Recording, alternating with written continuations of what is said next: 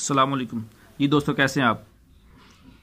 آج آپ کے سامنے حضرت سیدنا معین الدین چشتی اجمیری رحمۃ اللہ تعالیٰ علیہ کے بہت ہی پیاری دو کرامتیں بیان کرنی ہیں۔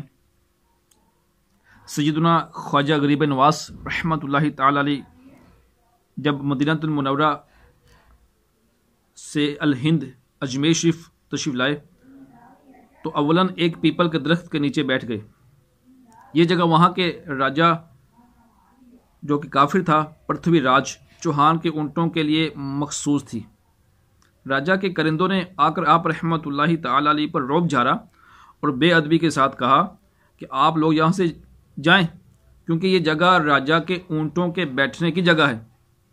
خواجہ صاحب رحمۃ اللہ تعالیٰ علیہ نے فرمایا، اچھا ہم لوگ یہاں سے جاتے ہیں، تمہارے اونٹ ہی یہاں بیٹھیں گے۔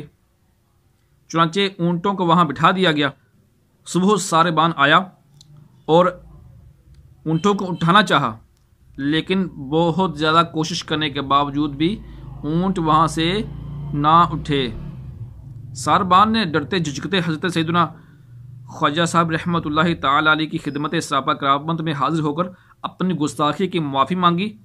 ہند کے بے تاج بادشاہ حضرت سیدنا خواجہ غریب نواز رحمۃ اللہ تعالیٰ علیہ نے فرمایا، جاؤ، خدا کے حکم سے تمہارے اونٹ کھڑے ہو جائیں گے۔ جب ساربان واپس ہوئے تو واقعی سب اونٹ کھڑے ہو چکے تھے۔ اللہ عز و جل کی ان پر رحمت ہو اور ان کے صدقے ہماری مغفرت ہو۔ دیکھا آپ نے، اللہ کے ولیوں سے بالکل جو ہے وہ جگڑنا، ان سے الجھنا نہیں چاہیے، ان کو تنگ نہیں کرنا چاہیے۔ خواجہ ہند وہ دربار ہے اعلیٰ تیرا، کبھی محروم نہیں مانگنے والا تیرا۔ آئیے ایک اور بہت پیاری ان کی کرامت سناتا ہوں۔ حضور خواجہ غریب نواز رحمۃ اللہ تعالیٰ علیہ کے چند مریدین ایک بار اجمیر شریف مشہور دریا انا ساگر پر غسل کرنے گئے۔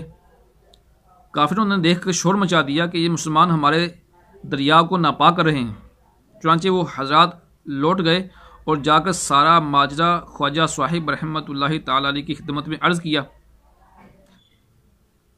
آپ رحمۃ اللہ تعالیٰ علیہ نے ایک پانی رکھنے کا برتن، جگ ٹائپ مٹی کا برتن دیا اور خادم کو حکم دیا کہ اس کو اس پانی سے بھر لاؤ۔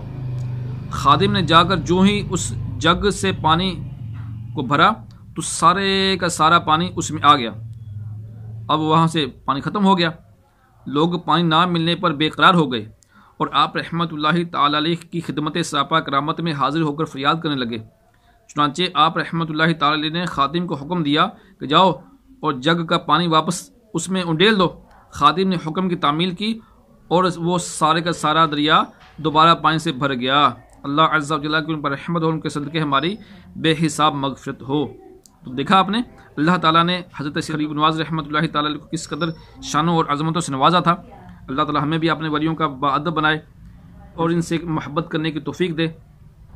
اس طرح کے مزید اچھے اچھے واقعات سننے کے لیے ہمارے چینل کو سبسکرائب کیجیے۔ اپنا خیال رکھیے۔ بہت بہت شکریہ۔ السلام علیکم۔